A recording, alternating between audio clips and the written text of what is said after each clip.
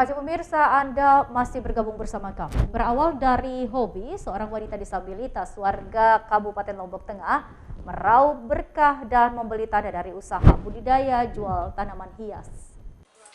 Seperti inilah keseharian Suprihatin, 54 tahun warga asal Kediri, Jawa Timur, yang kini memutuskan menetap di Praia, Kabupaten Lombok Tengah. Sebagai penyandang disabilitas, ia menekuni budidaya dan usaha jual beli bunga hias.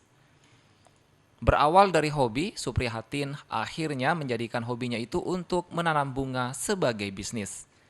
Banyaknya peminat bunga hias, ia memutuskan untuk menjualnya. Hasilnya, ia mampu membeli tanah seluas 4 are pada tahun 2021 yang di atasnya kini berdiri sebuah rumah yang ditempatinya hingga saat ini. Selain berhasil membeli tanah dari berjualan bunga hias, Suprihatin juga bisa membantu biaya pendidikan anaknya dan kebutuhan sehari-hari menyusul sang suami yang sudah masuk masa pensiun. Sebelumnya, usaha jual bunga hiasnya sempat terpuruk di awal pandemi COVID-19 tahun lalu. Namun usahanya kembali bangkit di akhir tahun 2020 lalu dan meraup keuntungan.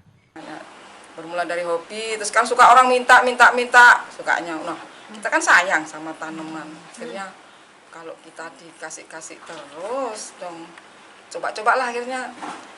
Sekedar untuk mengembaliin modal aja, nggak usah istilahnya harga pertemanan kan.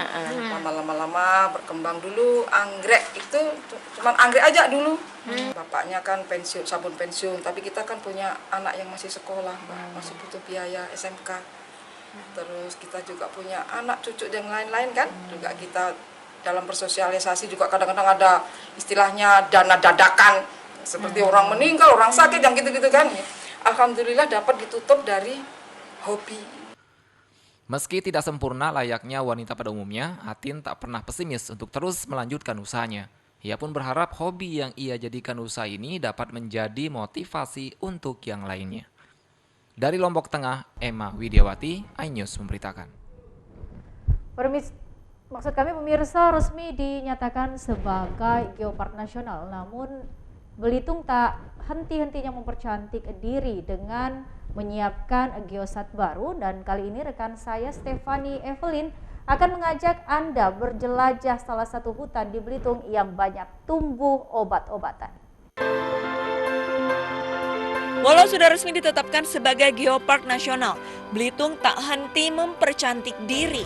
Beberapa geoset baru pun disiapkan sebagai usaha untuk memajukan diri menuju UNESCO Global Geopark. Bersama anggota Karang Taruna Desa Cendil, saya mulai menjelajahi hutan kerangas. Kata kerangas berasal dari suku Dayak Iban yang berarti tanah yang tidak dapat ditanami oleh padi. Hutan kerangas tidak banyak mengandung unsur hara. Alhasil, hanya sedikit tanaman yang dapat tumbuh dengan baik di hutan ini. Wah, ini unik banget nih. Jadi di tengah perjalanan, kita harus ngelewatin goa tapi yang terbuat dari ranting pohon. Keren banget ya.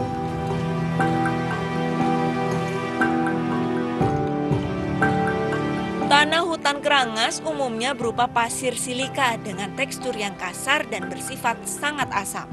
Meski memiliki lokasi tumbuh yang ekstrim, tumbuhan di hutan kerangas sangat berpotensi menjadi tanaman obat-obatan. Nah, ini adalah pohon pelawan, dan di pohon ini ada bunga yang rasanya itu pahit. Jadi ketika dihinggapi dan dihisap oleh lebah, maka akan menghasilkan madu yang rasanya itu pahit juga. Dan hal itu justru yang bikin madunya jadi lebih mahal ya, Mas ya? Sekali, Mas. Jadi lebih mahal dibandingkan madu biasanya. Saat melanjutkan perjalanan, saya menemukan tanaman sapu-sapu. Tanaman yang kerap dijadikan bahan minuman oleh masyarakat setempat.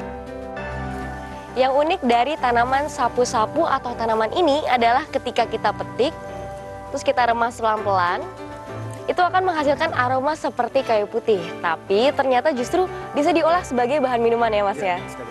Dan kalau diseduh tuh rasanya kayak teh jahe.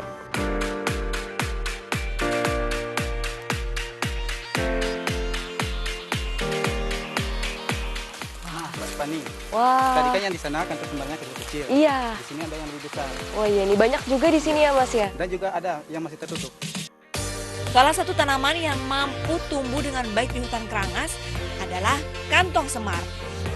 Kantong semar hidup dengan cara menyerap nutrisi dari hewan atau serangga yang masuk ke dalam kantung yang dimilikinya. Wah iya, tapi ini kalau saya lihat kantong semarnya tuh ada yang udah kebuka, ada yang masih tutup ya Mas ya? Iya. Nah itu bedanya tuh apa? Kalau yang masih terbuka, yang udah terbuka, dia airnya udah nggak bisa diminum lagi. Karena udah dimasukin serangga. Tapi kalau yang udah tertutup, airnya bisa kita minum. Oh jadi yang masih ketutup itu airnya masih ada dan bisa kita minum? Iya bisa. Nih kalau saya cobain boleh nggak? Boleh? Boleh, coba. Nah ini gimana nih caranya?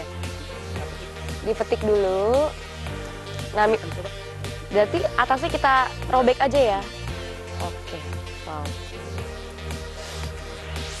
Langsung cobain ya. Kita langsung cobain nih kira-kira rasanya kayak gimana.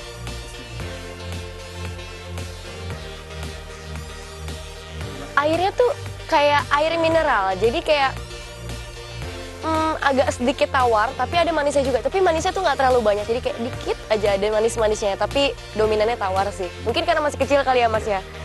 Kalau misalnya yang agak lebih gede pasti jauh lebih manis. Kita coba lagi.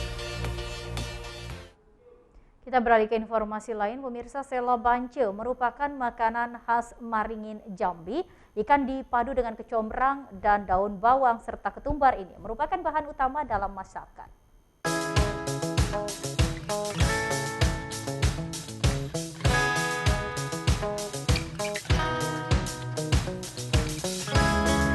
Saya udah janjian nih sama ibu-ibu di sini untuk cobain masakan asli dari Merangin. Namanya sela bance. Saya pengen langsung gangguin mereka, bantuin masak, terus rasain. Kayak apa sih rasanya?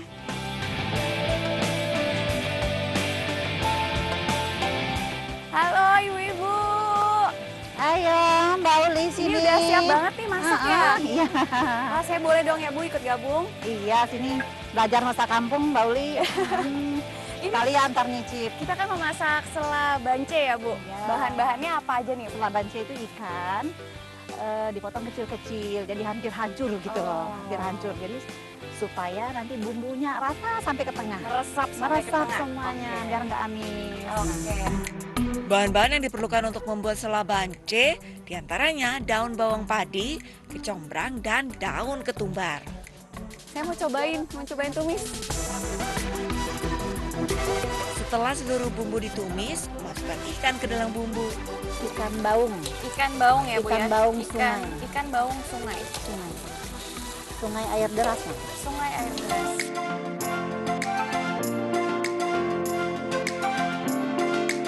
Ini bahannya semua udah masuk. Kita mau tutup dulu, diungkep jadi bumbunya lebih meresap lagi. Nanti sekitar 10 menit baru dibuka lagi, terus kita aduk lagi biar bumbunya lebih kerasa. Nah ini sekarang udah 10 menit, saya mau buka. Terus habis itu mau dicampur dengan bunga kecombrangnya ya Bu ya. Bunga kecombrang bertujuan untuk memberikan warna masakan sela bance lebih menarik. Setelah tadi saya sudah selesai masak nih, udah rapi semuanya. Tadi kita masak sela bance ya Bu ya. Nah saya pengen cobain masakan kita. Tapi ini kayaknya enaknya pakai nasi Bu. Tapi nasinya mana Bu? Nah ini nasinya Mbak. Nasinya yang ini, saya ambil ya Bu ya. Yang Namanya dibungkus. namanya nasi ibat kalau di Nasi situ. ibat. Ini dibungkus sama daun apa nih Bu? Daun lirik. Daun lirik ini lebih wangi daripada daun pisang. Oh gitu, aduh saya jadi makin lapar nih Bu. Kita makan ya Bu ya, cobain ya. Ayo ibu-ibu kita cobain ya. Saya mau cobain dulu. Menyantap sela bance memang paling nikmat dengan nasi ibat. Rasa hangat dan aroma wangi yang khas pun menambah kelaparan saya.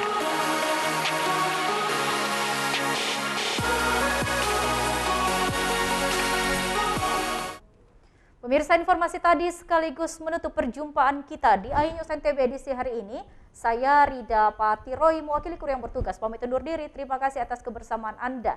Wassalamualaikum warahmatullahi wabarakatuh. Tetap jaga kesehatan, patuhi protokol COVID-19. Sampai jumpa.